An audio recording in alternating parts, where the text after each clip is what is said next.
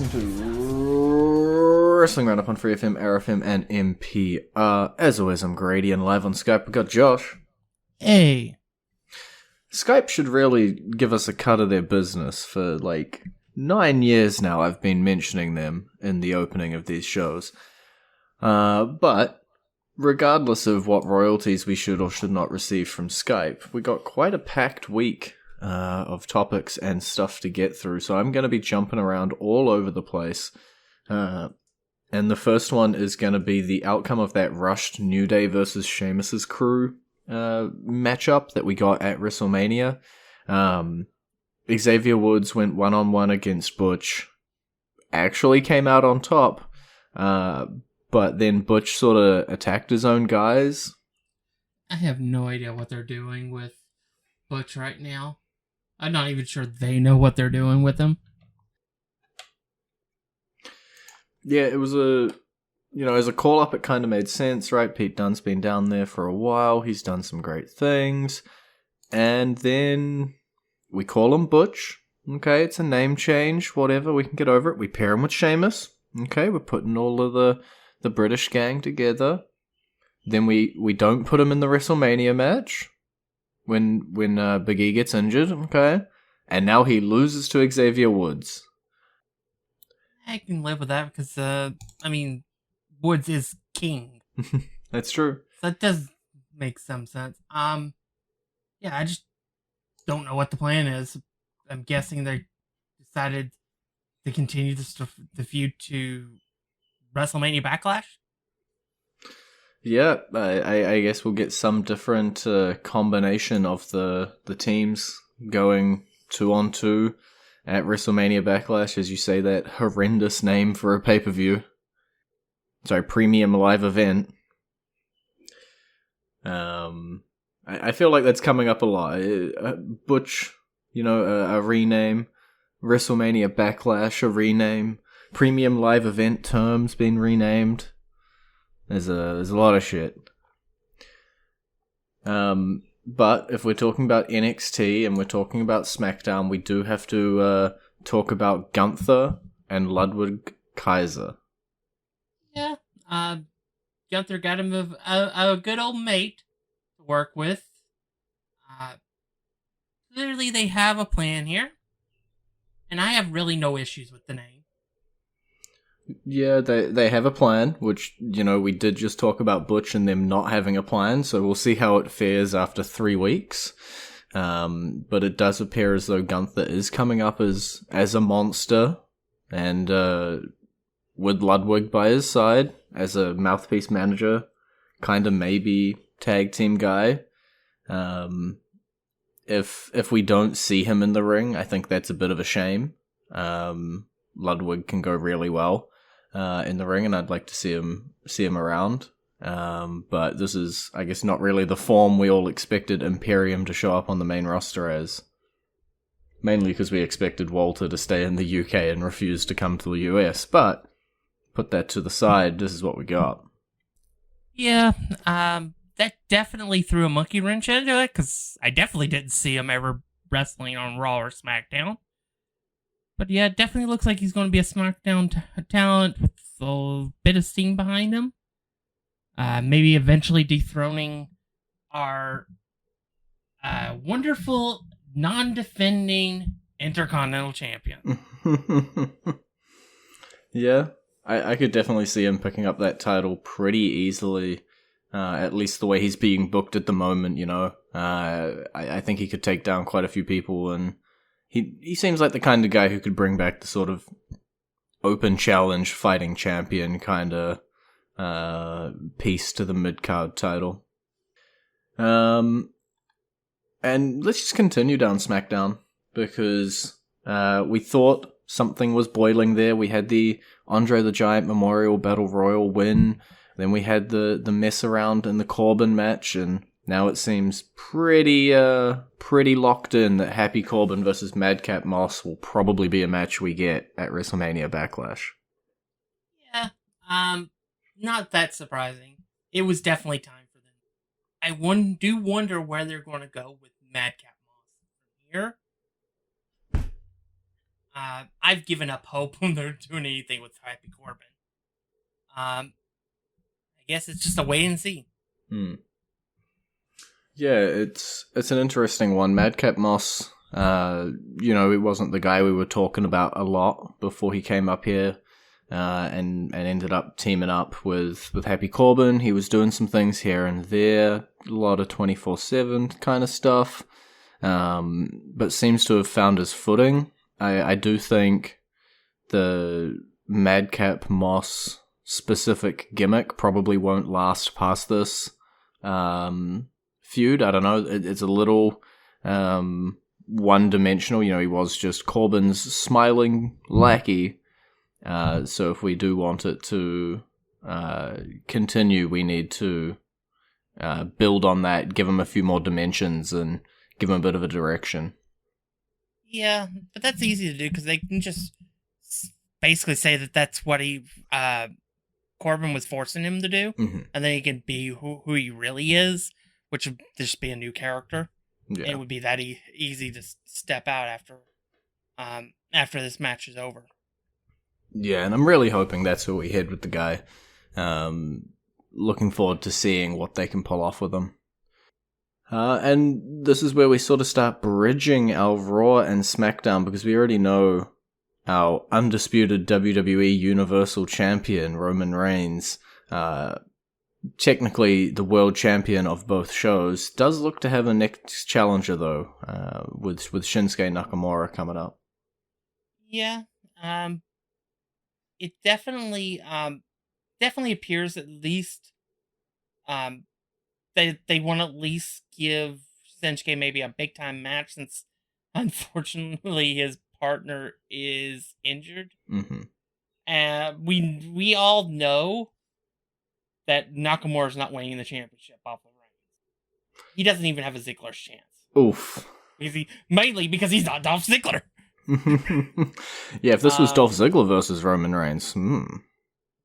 But yeah, but it also put a direction for the tag team division too, in this same segment.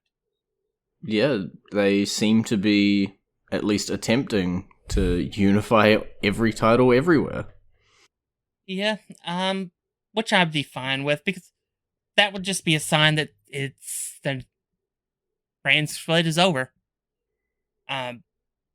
With the cuts in rosters, they don't need the two rosters, really. And it would allow for more teams in the divisions if they were able to bounce between the shows. We have been talking about a while now how thin the tag team divisions are in terms of credible competitors. And I think you've been talking about a unification for these belts for over a year at this point. I guess they are finally, well, maybe not finally pulling the trigger on that at least being the storyline. There is always the chance that the belts don't get unified. Yeah, there's always the possibility, which, but I think after they did officially unify the world titles, I think it would be kind of crazy not to do this storyline and not walk out with one team with two belts. Yeah, and which would technically be four, I guess. Yeah, I guess the other thing for me, at least looking at this, is that the Usos versus RK Bro should be an amazing match. Yeah, it should definitely be an amazing match. I do think that the Usos would win that hypothetical match. But that said, I wouldn't put, after what we saw at WrestleMania, I wouldn't put anything past RK Bro. That also then begs the question of, when are they going to unify the mid-card titles? Possibility as well to keep those floating around and without unifying them. But we'll have to end up seeing what they do with all of the belts, if this is truly the end of a brand split and bringing people all together. I could see them possibly bringing out, if we are unifying everything, right, like unifying the women's titles as well, more of a mid-card women's title kind of thing as well. So we'll have to wait and see, I guess, what everybody ends up doing. With the Raw and SmackDown split seemingly fracturing and jittering around. And while we're in the tag team division, we've got a little bit more time before we go into the song this week. We're going to jump actually over to NXT, the Colorful Rainbow brand, and talk about their tag team division, obviously, with the removal of one half of the NXT Tag Team Champions. It became a gauntlet match to determine who would be the new champions. And I just want to say, the Creed brothers ran the gauntlet here. They took out Legado del Fantasma. They took out Josh Briggs and Brooks Jensen. They took out Grayson Waller and Sanga. But ultimately, all the way at the end, they did get beat out by NXT UK, or former NXT UK teammate members who also attacked them out in the parking lot pretty deadly, and sort of culminated a bunch of storylines there. Yeah, can't really, it's definitely a case where, they definitely needed to do something, because of circumstances that are beyond WWE's control, that came out after they put the title on, and you know what? Yeah, there were some options. I kind of would like to see the Grizzled Young Veterans get the nod here, but I wasn't expecting them to bring over a team from the UK and then put them over, so yay, surprise!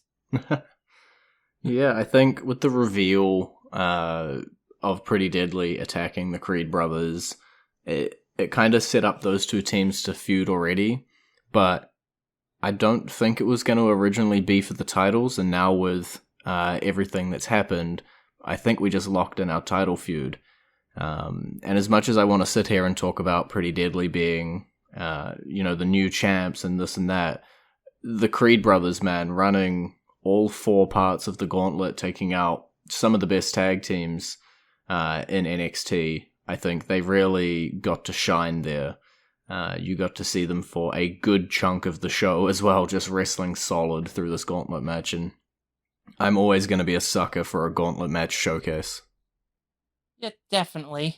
It was one of those situations where they're just doing the best they can out of the situation. And they've got themselves a nice storyline. They put the titles in it. Yeah. And that is about halfway through the show, which means we are going to go into our entrance theme of the week, and that is the brand new returning WWE superstar, Cody Rhodes. Wrestling has more than one royal family.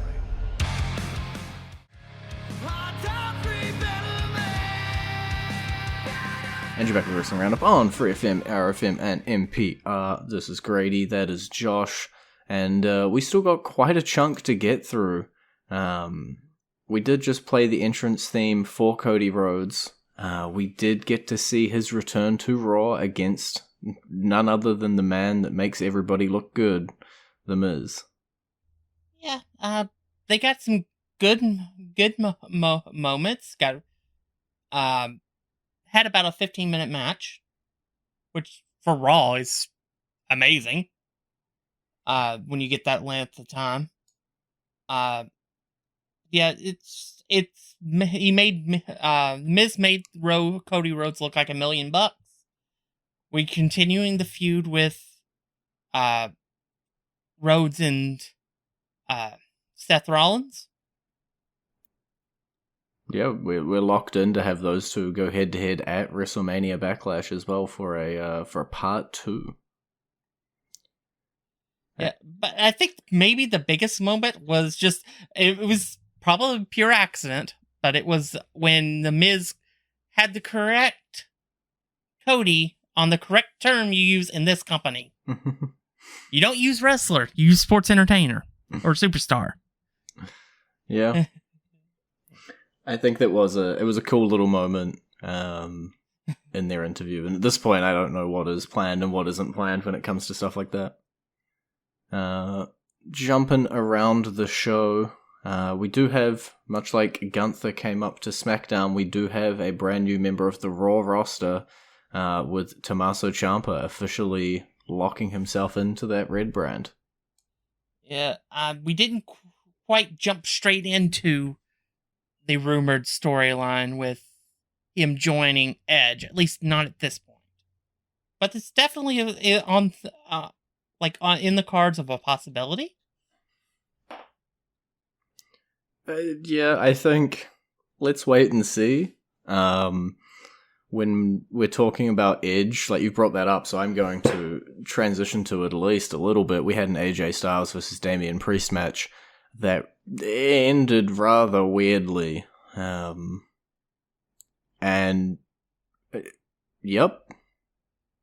I don't know what we're doing with this Edge stable at the moment.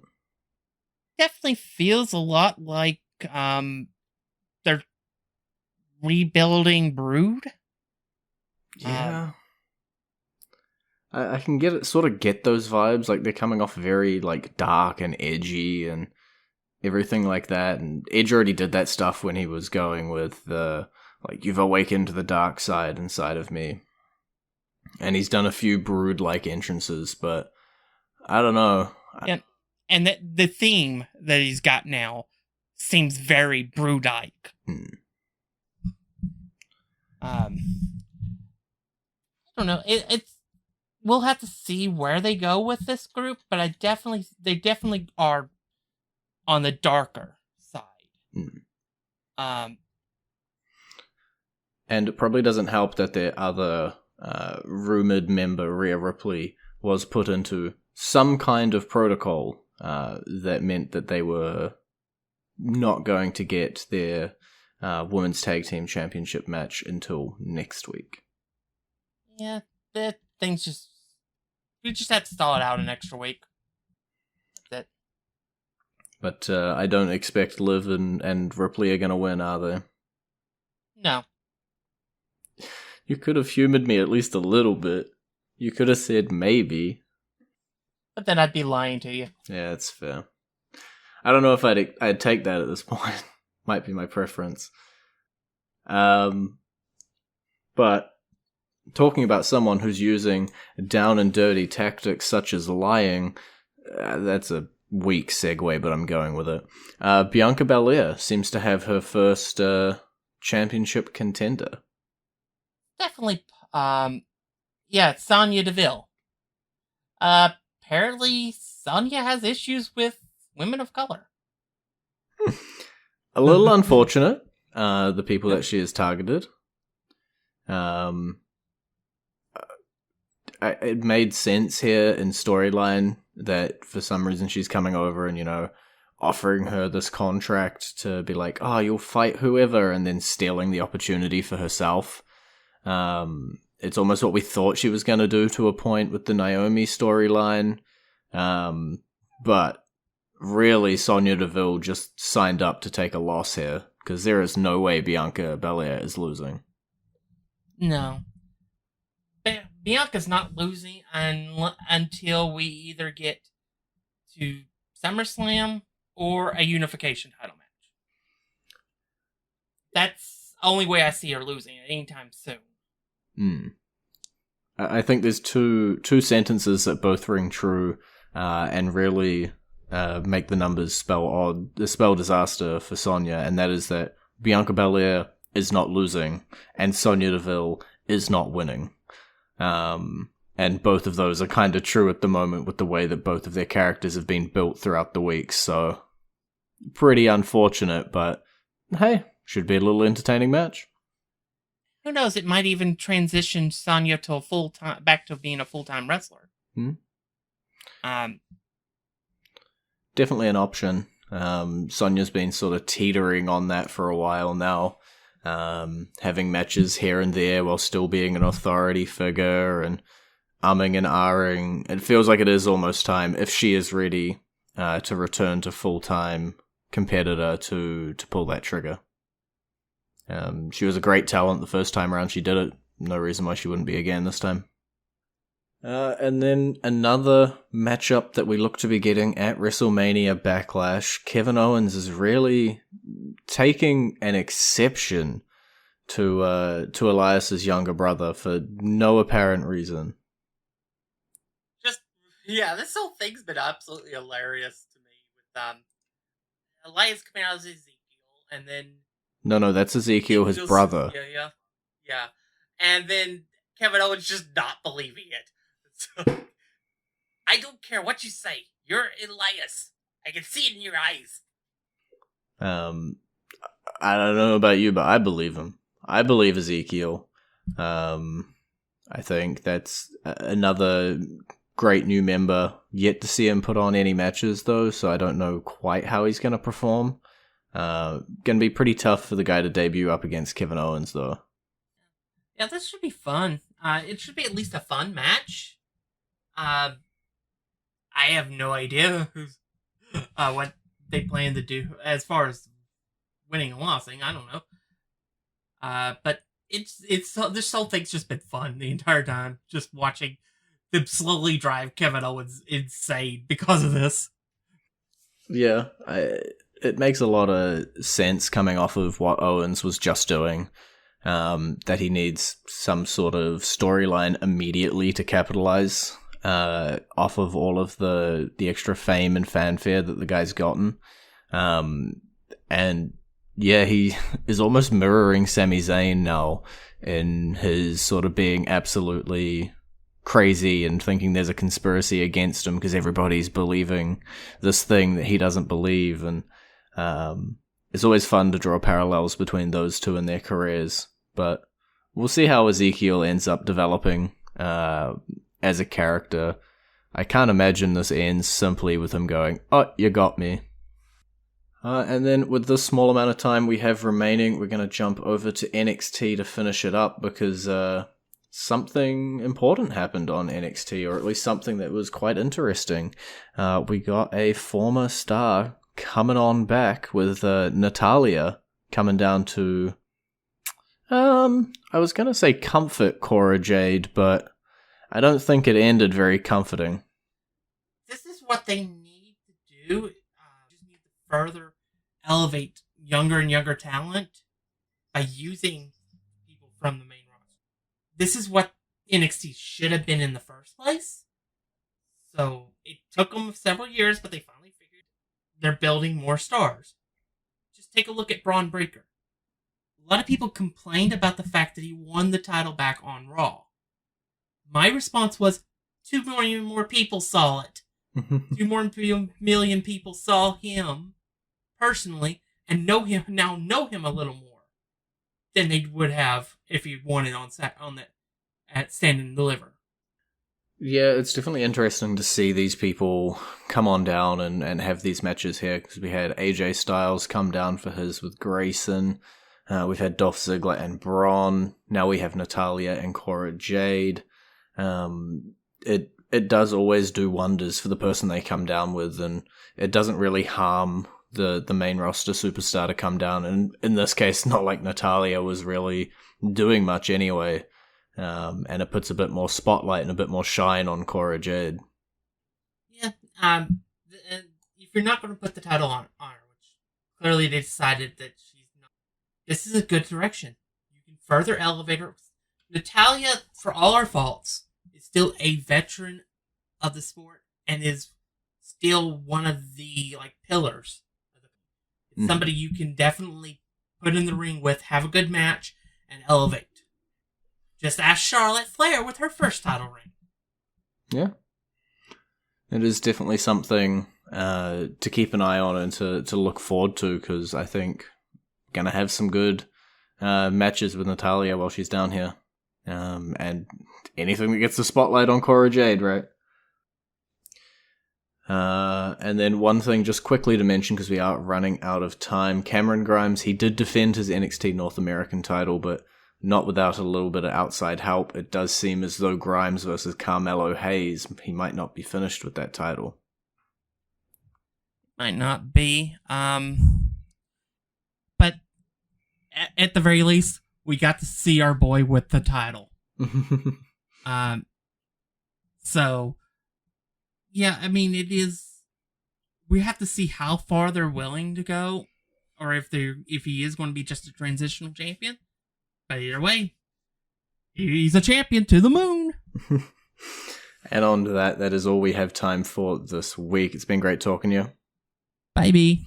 You can visit our Facebook page, facebook.com/WrestlingRNDup, and our Twitter page, twitter.com/WrestlingRNDup, or our YouTube page, youtube.com/WrestlingRNDup. And we will catch you next week.